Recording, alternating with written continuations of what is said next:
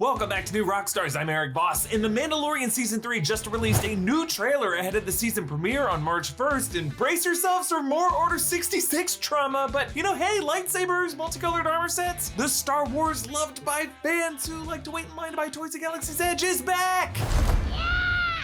I'm gonna break down this trailer frame by frame for all the details that you might have missed and catch you up on where we last saw these characters in The Mandalorian Season 2 and the Book of Boba Fett, because let's be honest, those two episodes of Book of Boba Fett were really Mandalorian Season 2.5. Not that we complained. Also, a reminder to subscribe to our new channel, The Deep Dive, that's gonna launch February 17th, in which every week I will be digging even deeper into stuff like Everything Everywhere All at Once with a more pointed focus, while I continue to break down Easter eggs here on New Rockstars. Let's get started with this trailer. Our people are scattered, like stars in the galaxy. What are we? What do we stand for? We open with composer Ludwig Göransson's piercing flute. In universe, the Mandalorian flute is the bezmev, but for the show's music, Göransson uses a recorder, a better recorder than the crap that we used to play in elementary school.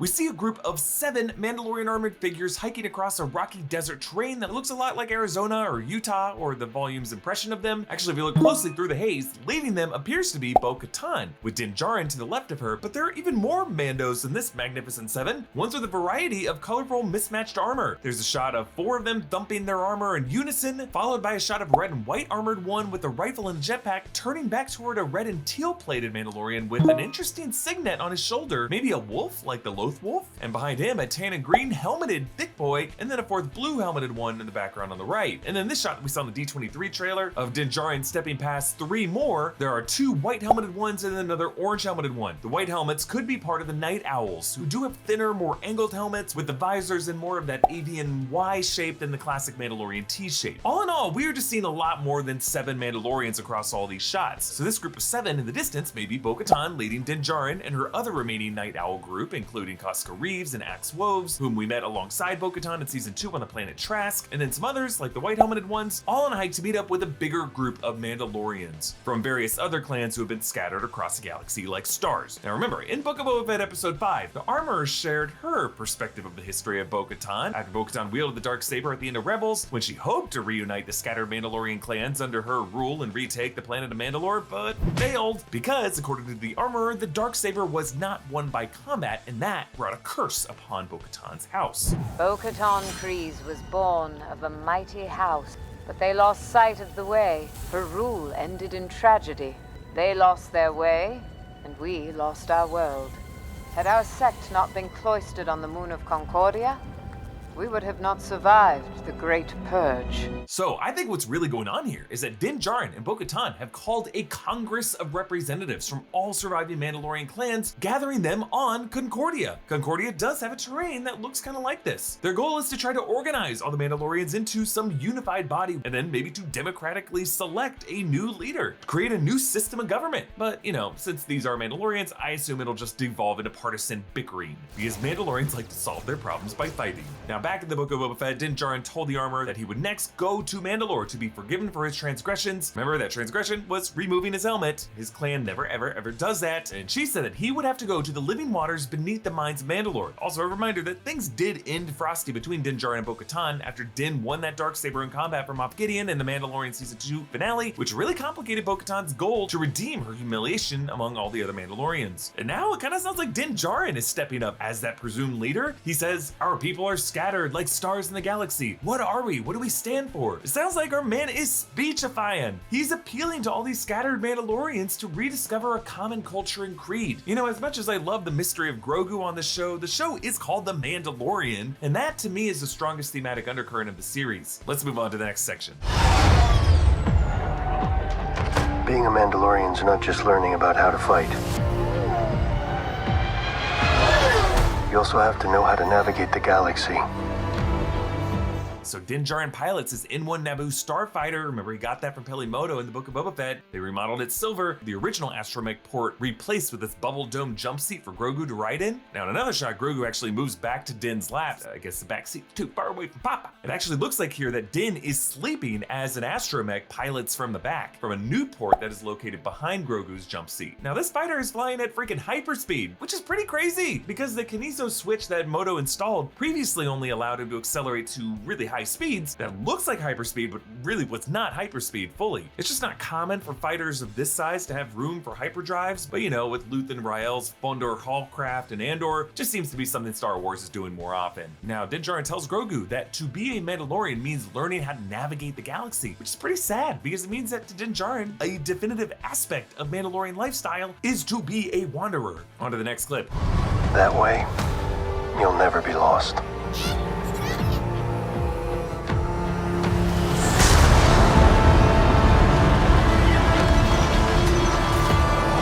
Okay, the N1 starfighter lands back on Navarro, and Navarro has dramatically developed, both in terms of cleaning up the structure following Imperial occupation, but with new, more vertical structures building up. There's yellow flags flapping in the breeze, so Navarro is less of a town of bounty hunters getting drunk, and now a place with more of a cultural identity. The gate that they land by is no longer crumbling, and we see a good old Kowakian monkey lizard, and now the Kowakian monkey lizards just hang out in the trees. Remember in season 1, they roasted these poor things on spits. Now this little guy must be a mix of VFX because it totally maintains a Salacious B. Crumb practical look, but it's like removed from any place a puppet hand could be. They probably marionetted it with sticks and then they painted out those marionette sticks in post-production. And notice how Grogu has a much sleeker new bassinet. It comes with a headlight and it looks more heavily armored. And behind him in the distance follows a very confused looking R5-D4. That's the red plated astromech droid originally from A New Hope. That's the one with a bad motivator. He showed back up in Pelimoto's shop and now serves as Din Djarin's astromech. And why? I wouldn't trust this busted dumbass to be my DD. Hey! Greef Karga is now the magistrate of Navarro and seems to have Steve Harvey's wardrobe budget. He and Din Djarin shake hands at the foot of the IG-11 statue that stands in the town square ever since he sacrificed himself to save them in season 1. Notice how that statue props his foot on, what is that? Yep. That is the helmet of a stormtrooper. Din and Grogu pilot through a rainy atmosphere, perhaps making their descent to the ruins of Mandalore or wherever Bo-Katan is, because later we see Mando in the throne room where Bo-Katan sits in the previous trailer and his helmet is covered in raindrops there. It's also possible that they're approaching the rainy Kamino planet to investigate Pershing's cloning operation. Not really sure. It rains on lots of planets, not just on Kamino. But hey, you know what time it is? Bam! It's Geology time! Geology is a 16-time award-winning personalized skincare company recognized in Hypebeast, Birdie, Men's Health, Esquire, and Askmen grooming awards with over 6,000 5-star reviews, and now they offer products for whatever you need. Just take a quick 30-second diagnostic quiz and Geology figures out your routine for you. Geology creates simple and effective skincare and hair care routines customized just for you with ingredients that are proven to work no matter what you're trying to take care of. For hair care, use Geology's Co-Wash. It's a specially formulated cream cleanser that removes buildup and cleanses hair without the harsh ingredients of typical shampoo. Geology also has body washes that are free of harsh ingredients, smell great, and are refillable. For skincare, Geology can protect your skin from environmental stress with vitamin C plus E ferulic serum to keep your skin looking young and healthy, and then a bit of dermatologist-tested aluminum-free deodorant. Right now, for a limited time, Geology is hooking our viewers up with an absolutely insane offer. If you use the code Rockstars70, they will give you an additional 70% off their award-winning skincare trial set. We did the math, and that's 5 products for just $15. On top of that, you can take an additional 30% bonus offer on one of their brand new skin, hair, and body products of your choice when you add that to your trial. To get started, just click the link in the description. On to the next section.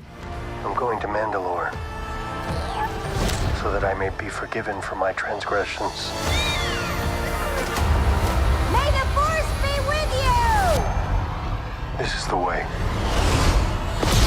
Okay, we see a close-up of a Beskar ladle dipping into water as we once again see this clip from the Book of Boba Fett when Din Djarin tells his intentions to the armorer. Then we see from overhead the ruins of this Mandalorian city. Perhaps this is Sundari. That is the domed city that seemed to be the one that got bombed in the armorer's story in the Book of Boba Fett. But notice the fields of green to the left of the ruins. These are likely fed by the living waters of Mandalore and are proof that these springs still flow. Now, we got a lot of folks asking if this astromech is Chopper from Rebels. No, this is R5-D4, who, again, for some reason, Mando is allowing to astromech pilot is N1. Chopper will appear in Ahsoka, so you're gonna have to wait until then to hang out with that little war criminal. I honestly don't know why you all love him so much. He's this crabby little turd. He should burn in droid hell. The N1 pilots through celebratory fireworks. Maybe Tatooine is celebrating Life Day, or the anniversary of the second Death Star destruction in the Battle of Endor, and Din Djarin lets Grogu flip the Kineso switch. How nice of him. Moving on. There's something dangerous happening out there.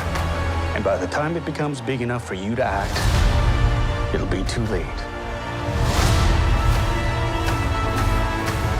Whoa, we got a few glub shittos here. First off, we are back on Coruscant. This is the first time we've seen it in live action in this era of Star Wars, I guess since George Lucas added it to the victory montage of the Return of the Jedi special edition. And our old friend, Dr. Pershing, is visiting. Remember, he was the one trying to get Grogu's genetic material in season 1 on behalf of Moff Gideon. And based on the Kaminoan looking patch that he was wearing at that time, the assumption has always been that it could be part of some Palpatine cloning plot. Captain Carson Teva returns with a new patch of his own that looks a bit like a Rancor if you ask me. He warns of something dangerous happening out there, perhaps the rise of the First Order. We enter a cave with light pouring in from above and a blue glow in the distance, maybe the mines of Mandalore leading to the living waters, and Mando pulls an old helmet out of the dirt or maybe out of the ash. This could be one of the victims of Sundari's bombing. When those droids were mowing through the ash, we did see some Mandalorian helmets buried in the foreground. And then perhaps the most striking shot of the trailer, a scene from the Jedi Temple as 4 Jedi with their lightsabers drawn, bracing for someone with another lightsaber cutting through a door. Now, I checked, these 4 Jedi are not any Jedi that we know. None of these 4 are Syndralic. We saw security footage of Anakin killing him somewhere else. But yes, this does look like this season will return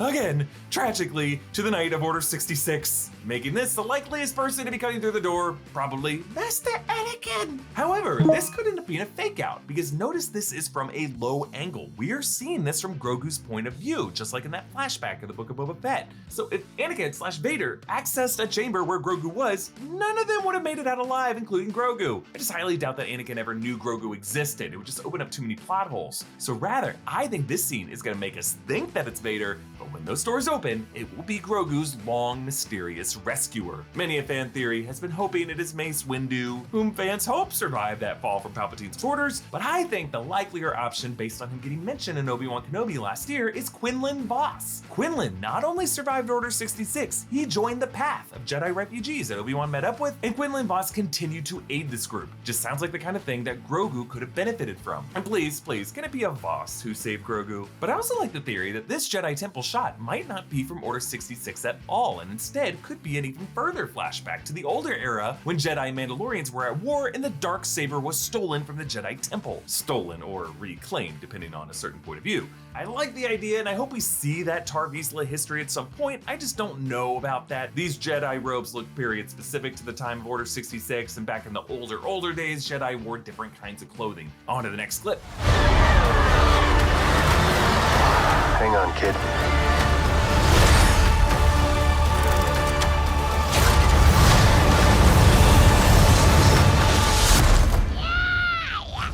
It looks like Din Djarin's gonna get mixed up in a chase. He's actually piloting a Mandalorian Gauntlet starfighter, and he's fleeing a group of TIE interceptors. Now remember, these Gauntlet fighters were piloted by the Death Watch during the Clone Wars. And then we visit this droid bar that has a mix of astromech droids and, holy crap, separatist B-1 battle droids. What the hell are these things still doing around at this point in history? I mean, I don't care, I love it, but it looks like this bar is droid exclusive. Like maybe instead of alcohol, they just kind of plug in and recharge. Maybe they power down just enough to take the edge off, make them forget how much they hate their kids. Then we see this group of blue armored Death Watch Mandalorians plunging from a dropship. I love this shot. We saw it in the celebration footage, we saw it in the D23 trailer, and now it looks like they are attacking Navarro or engaging in some kind of conflict that is set in Navarro, because that mound to the left of Paz Vizsla is the same base of the IG-11 statue with the stormtrooper heads. It looks like the IG-11 part of the statue has been destroyed because now only 2 pieces of rebar poke up. So what the hell did you do, Paz? But yeah, it looks like we're gonna see some war break out between the 2 factions of the Mandalorian. One faction being the Death Watch, with the Children of the Watch, and another faction being headed up by Bo-Katan and Din Djarin, the Night Owls, and whatever other allies from the scattered clans of the Mandalorians are able to recruit. And part of this fight, we see a Mandalorian tripping a Nikto to the delight of these Anzellans. This is the same race as Babu Frick, the best thing to come out of the Rise of Skywalker.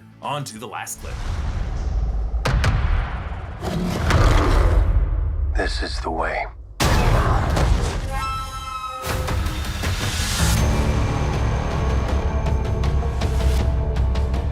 Okay, so our boy Grogu has been weaponizing the Force, and in this case, he's using a Force push on some kind of Wookiee-like species. I thought maybe this might be a Taus from Ordu Plutona in Clone Wars, but those things have a more pear-shaped form, and very differently shaped eyes. I don't know, this would just be a pretty serious anatomic readjustment on what we saw in Clone Wars. Also, this planet doesn't look cold enough for a Taus. Really, this just looks something from Ralph McQuarrie's concept art. Whoever this fella is, he carries a jade-colored blade, or a kind of axe, that falls out of his hand when Grogu tosses it backward. Overall, folks, this season looks really, really good. I think it's gonna be a season that lives up to the Mandalorian's name and premise. An arc that explores Mandalorian culture and history on a level that we haven't really seen yet. And I cannot wait to break down every episode starting March 1st, right here on New Rockstars. But a reminder, you should also subscribe to New Rockstars' new channel, The Deep Dive, launching February 17th, with deeper investigations from me every week.